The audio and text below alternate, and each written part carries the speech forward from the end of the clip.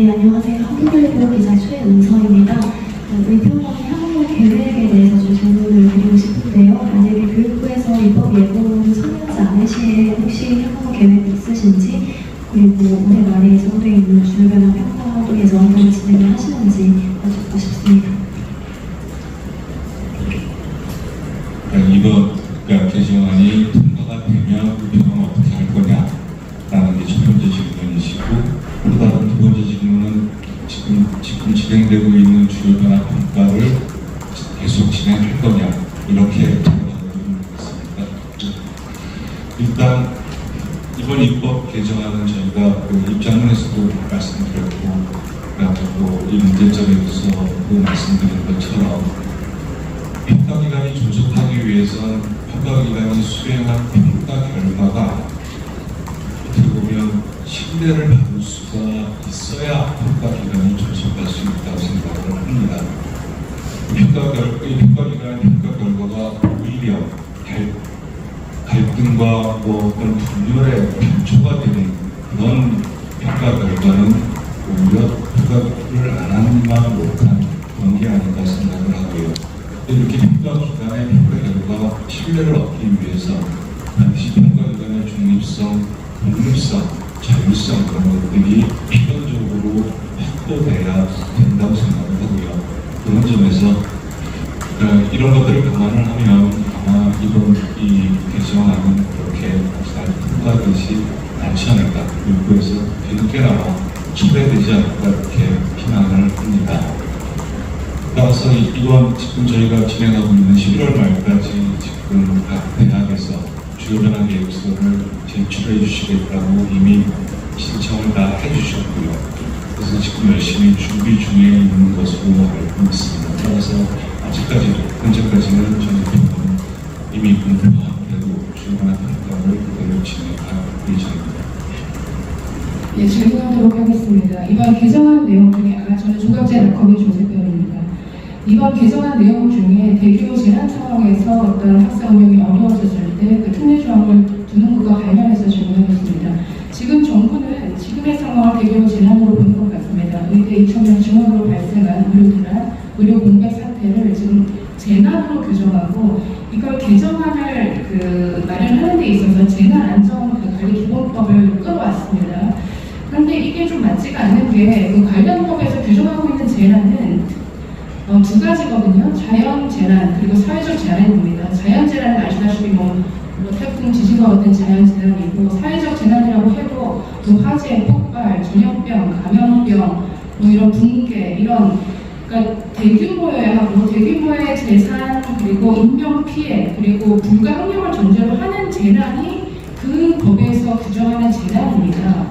그런데 그 부분에 대해서 지금 의평원이 문제제기를 하시는 것은 대규모 재난에서도 교육은 되어야 한다, 평가는 되어야 한다, 이런 식의 문제제기인데, 그렇다면 여기서 이 법에 지금 말하고 있는 그 대규모 재난, 그러니까 이런 상태를 재난으로 규정하는 것에 대해서도 동감한다라는 것인지, 아니면 다른 어떤 문제제기라든가 아니면 다른 어떤 법률적 검토를 거쳐서 이 부분에 대한 어떤 문제제기도 향후에 어떤 하실 계획인지 궁금합니다.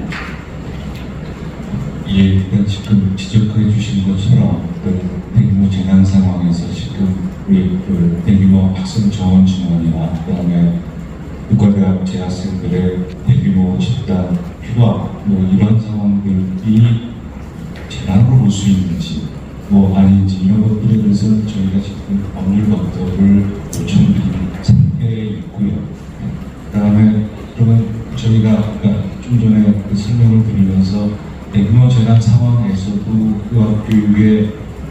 의학교육의 질에 대한 평가는 이루어져야 되고, 그렇게 해왔었다라고 이렇게 말씀을 드린 건 뭐냐면, 바로 얼마 전에 있었던 이 코비드 감염병, 코비드-19 그 사태에서도 학생들이 대면 교육이 불가능한 그런 조건에서 주로 온라인으로 교육이 진행이 되고, 학생들의 모임 자체, 교수들의 모임 자체, 이런 것들이 굉장히 제한된 이런 상황에서도 의과대학 교육은 여전히 진행되고 있었습니다. 그래서 따라서 그런 상황에서는 저희는 그 상황에 맞는 새로운 가이드, 지침, 지침을 저희가 개발을 하고 그 지침에 맞춰서 교육이 제대로 이루어지고 있는지를 평가한 경험이 있습니다. 따라서 뭐 이런 지금 여기 새로운 개정안에서 얘기한 이런 재난 상황에서 무조건 보안기관을 둬야 되고 무조건 유보를 해야 되고 이런 것들은 저희 옆에 기존 경험이나 저희의 원칙으로 봤을 때 도저히 납득할 수가 없는 조항이라는 것을 저희가 말씀드렸던 거였습니다. 혹시 한번 하나만 더 말씀드리고 다음 질문 받겠습니다. 아마 언론에서도 많이 다루기 힘들죠. 지금 이 친구 정원하면서 많은 의과 대학의 평가 인증이 탈락할 거다 이런 얘기들이 있으면서 우리 인증 자체를 하지 마라, 오히려 유예를 하거나 보완 기회를 줘야 된다는 그런 교육부 의견들이 있었습니다. 아마 그런 부분들 때문에 아마 이걸 본령으로 반영하려고 재난 상황을 가정하고 개정안을 만들지 않았나 생각이 되는 부분이 있습니다. 좀 추가 질문 드리겠습니다. 지금 첫 번째로 들어가 있는 내용이 그 인정기관 공백 시의 특례 조항이 들어가 있는데요. 이게 어쨌든 지금 뻔히 의평이 존재하는데 이런 조항이 들어갔다는 것 자체가 어떤 의평에 대한 법과 내지는 의평을 흔들기로 받아들일 소지가 있는 것 같습니다. 만약에 저희는 모르지만 혹시 마쿠에서 어떤 그런 의평 구성, 이사실 구성원이라든가 아니면 여러 가지 어떤 평가 기준에 대한 교육으로부터의 어떤 압박이라든가 아니면 글쎄요 어떤 의평을 흔들기로 느껴질 만한 그런 상황이 있었는지 아니면 지금 인정기관 공백 이 내용이 들어갔다면 의평원 외에 어떤 다른 기관을 내세워서 그 다른 기관을 인정기관으로 지정하는 것도 가능하다고 보는데 어떤 그런 움직임이라든가 그러니까 저희가 모르는 어떤 마크에서의 어떤 글쎄요 그런 상황들이 있었는지 여쭤보고 싶고요. 두 번째는 지금 의평원이 WFM으로부터 인증기관으로 인정받은 아시아 최초로 인증받은 기관이고 그게 어떤 우리나라 의사들이 국내용이 아니라 세계 무대에서 어떤 활동하고 여러 가지 어떤 학문적 교류라든가 임상 연구라든가 이런 것들을 가능하게 하는 배경이라고 생각합니다. 만약에 어떤 이런 법 개정을 통해서 어떤 이런 독립성과 자율성 내지는 어떤 교육부의 여러 통제에 노출되게 될 경우에 그런 WFM으로부터 받았던 어떤 인증에도 어떤 영향을 미치게 되는 소지가 있는지를 여쭙겠습니다. 우선 두 번째 질문에 먼저 말씀을 드리도록 하겠습니다. 우리는 WFM으로부터 2016년에 평가기관으로 인정을 받았고요. 10년의 인증 기간을 부여를 받았습니다. 대신 그러면서 매년 우리 병원의 활동과 관련해가지고 저희가 애니멀 리포트를 하고 있고요. 그 애니멀 리포트의 항목 중에 하나가 이런 어떤 지금 질문하신 것 같은 그런 어떤 변화가 있는지 없는지를 리포트를 하게 되어 있습니다. 그래서 저희는 만약 이렇게 이런 법적 개정안 규정 개정이 통과가 되고 이렇게 하면 그런 것들도 애니멀 리포트를 할 거고요. 그 다음에 그게 어떻게 작용을 할지 바로 내년도까지 2026년까지 돼 있든 그게 뭐 중지가 될지 아니면 새롭게 다시 또 바꿔야 될지 그거는 WFM의 공고를 받아야 저희가 알 수가 있는 거고요.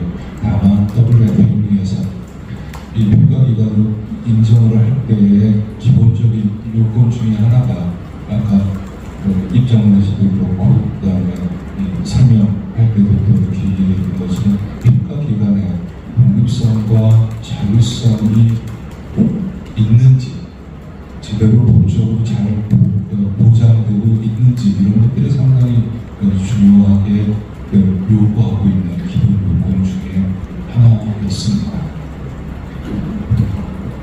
네, 드리려고 하는 건 아니겠죠. 네, 그러나 이제 이런 움직임들이 있다는 거는 제가 알고 있습니다. 예를 들어서 평가 기구로 지정을 받으려고 하면 분야에 대한 상당한 경험이 있어야 됩니다. 평가를 했던 경험이 있어야 됩니다. 저희들도 그 사전 경험을 가지고 지정을 받았고요. 다른 평가 인증 기구도 사전 경험들을 하도록 되어 있습니다. 이제 그 요건을 갖추면 지정 신청을 합니다. 근데 작년에 법이 좀 바뀌어서요. 이 사전에 평가 경험이 없어도 지정을 할 수 있다 이렇게 바뀌었습니다. 그런 걸 보면 뭔가 좀 큰 그림 속에서 뭔가 움직이고 있는 것이 아닌가 하는 그런 생각이 좀 들기도 합니다. 그렇지만 아닐 거라는 생각을 하고요. 조금 더 구체화되는 시간들이 좀 올 거라고 생각합니다.